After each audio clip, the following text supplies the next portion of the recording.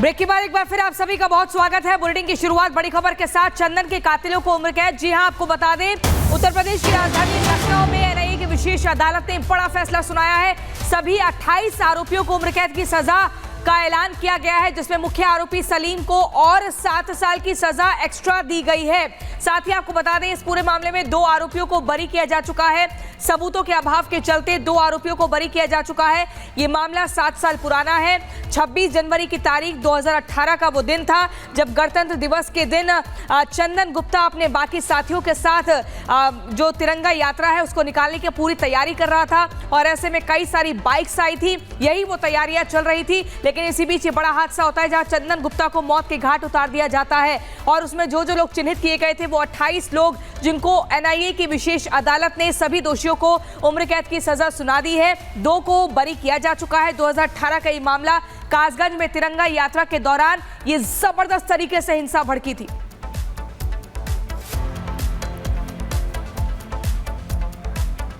NIA court को और सभी लोगों को हम धन्यवाद देते हैं जिन्होंने हमारी बताएं इस समय में भी मदद की और उस समय भी। उम्र कैद की सजा सुनाई गई है, आप किस तरह की सजा की आशा कर रहे हैं? ठीक है, जो भी जज साहब ने जो भी सजा दी है, न्याय का हम सम्मान करते हैं।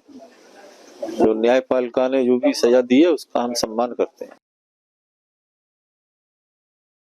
भाई चंदन गुप्ता की बेरहमी से हत्या की गई थी। आज से 6 साल पहले जब 2018 में तिरंगा यात्रा निकाली जा रही थी, देश के लिए वो यात्रा थी, राष्ट्र के लिए यात्रा थी, लेकिन फिर भी जान गंवानी पड़ी थी। तो लंबी लड़ाई आपने लड़ी, क्या कहें? जी, हमारे ही देश में मेरे भाई की निर्मम हत्या की गई। यह देश की पहली घटना थी जो व्यक्ति देशभक्त हाथों में तिरंगा लेकर निकलता है और विधर्मियों द्वारा उसकी गोली मारकर निर्मम हत्या कर दी जाती है।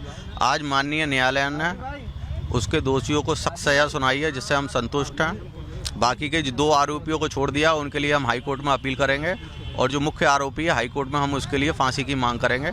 सरकार द्वारा केस लड़ने में हमारी पूर्ण सहायता की गई है। सरकारी वकील एनआईए कोर्ट में जितने भी सरकारी वकील थे उन्होंने हमारी पूर्ण सहायता की। लखनऊ हाई कोर्ट में जो सरकारी वकील थे सभी लोगों ने हमारी पूर्ण सहायता की है, और सरकार से यही है जो चंदन चौक अभी तक नहीं बना है, चंदन चौक बनवा दिया जाए। विवेक, ये बताओ, इस दौरान जब आपने लंबी लड़ाई लड़ी, क्या आपको कभी कोई धमकी मिली? कभी आपको डराने धमकाने की कोशिश की गई? इस केस से हटने की कोशिश के लिए आपको धमकाया गया? कई बार हम पे दबाव बनाने की कोशिश की गई और धमकियां भी मिली कि पैसे ले लो, कंप्रोमाइज़ कर लो हमसे, लेकिन हम उन सब धमकियों से लड़ते हुए आज मैंने अपने भाई के केस में सभी लोगों को सजा कराई है। ये बताइए, किसी को फांसी नहीं मिली, क्या फांसी की भी डिमांड थी? जी, हमारे माता पिता और परिवार की यही मांग थी कि जो मुख्य आरोपी है उसको फांसी हो, लेकिन हम हाई कोर्ट में फांसी के लिए मांग करेंगे मुख्य आरोपी। फिर भी जिस तरह का आज फैसला एनआईए कोर्ट ने दिया है, सभी 28 लोगों को दोषी माना है, उम्र कैद की सजा सुनाई, अवैध जो असलहा रखे थे उसका भी सजा है, तिरंगे का अपमान का भी है। ऐसे में क्या चंदन, उनकी आत्मा को या परिवार वाले इस फैसले पे संतुष्ट हैं? हाँ जी, परिवार वाले इस फैसले से संतुष्ट हैं। मेरे भाई की आत्मा को शांति मिलेगी, और ये एक ऐतिहासिक फैसला है जो कोर्ट ने दिया। न्यायमूर्ति परम आदरणीय श्री विवेकानंद शरण त्रिपाठी जी द्वारा हमें न्यायालय पर पूर्ण विश्वास था कि हमारे साथ न्याय होगा, वो न्याय हुआ है हमारे साथ। धन्यवाद विवेक। तो आप सुन सकते हैं कि विवेक हमारे साथ थे, जो चंदन गुप्ता के भाई थे। उन्होंने कहा कि आज हमारे भाई के आत्मा को शांति मिली होगी, हमारा परिवार आज संतुष्ट है, क्योंकि सभी आरोपियों को आजीवन कारावास की सजा सुनाई गई। तो चंदन के भाई ने रिपब्लिक भारत से कहा है कि फांसी की सजा के लिए हाई कोर्ट जाएंगे। उम्र कैद की सजा 28 आरोपियों को, दोषियों को मिली है इस मामले में, लेकिन चंदन के भाई का ये कहना है कि वो फांसी की सजा की मांग करते हैं और इसके लिए हाई कोर्ट जाएंगे। बड़ी खबर इस वक्त आपको बता रहे हैं, इस पूरे मामले में 2018 का ये मामला है। इस मामले में आपको बताया कोर्ट ने फैसला सुना दिया है, लेकिन जो परिवार है, जो भाई है चंदन के, वो हाई कोर्ट जाने की बात कर रहे हैं। राघवेंद्र हमारे साथ है, जिन्होंने बात भी अभी की है चंदन के भाई से। चंदन के भाई राघवेंद्र ये कह रहे हैं कि आजीवन कारावास काफी नहीं है, फांसी की सजा होनी चाहिए।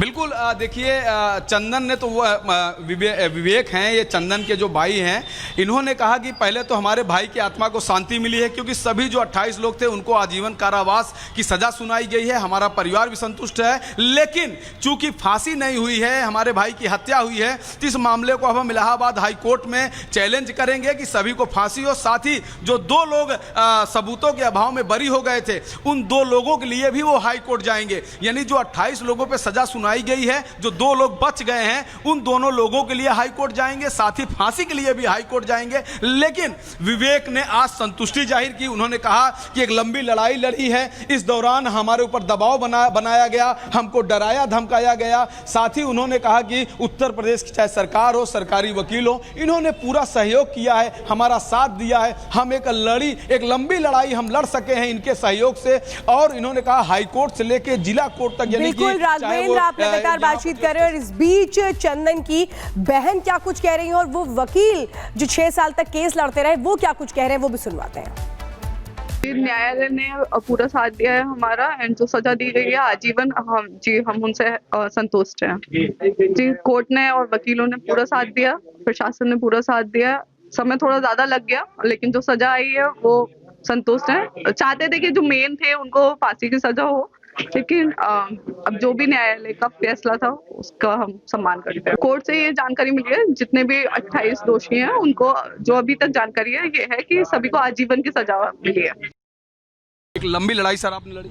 हाँ, हमने लड़ी है, जिसमें पैरोकार जो था हमारी तरफ से जो पैरोकार था वो जो है पुलिस वाला जिसने गवाही कराने में बहुत मेहनत की है। और उसने जो है जब भी मुकदमा लगा, हफ्ते में 2 दिन लगता था मुकदमा, और लगभग हर 30 पर जो है गवाह उपस्थित होते थे। सभी 28 लोग सर उनको आजीवन कारावास सुनाई गई? हाँ, सबको 28 लोगों जो दोषी सिद्धि गए थे। कोर्ट ने किसी को माफ नहीं किया? नहीं, 2 लोगों को छोड़ा है इसमें।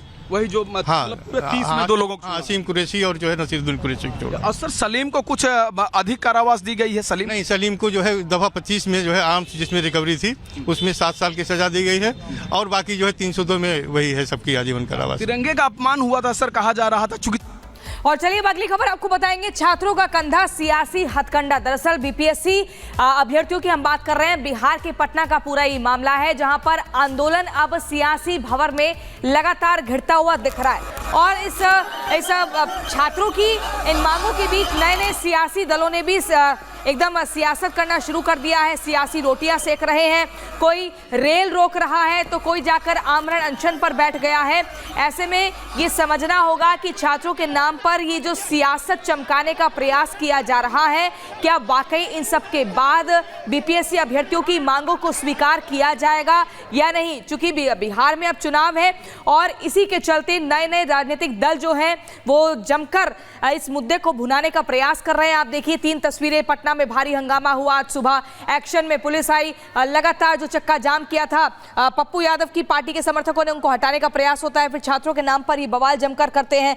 जनसुराज पार्टी यानी कि प्रशांत किशोर और उनके समर्थक यही बार बार कह रहे हैं कि मुख्यमंत्री को इनकी मांगों को सुनना चाहिए और जल्द से जल्द समस्या का निवारण करना चाहिए, नहीं तो ऐसे ही चलता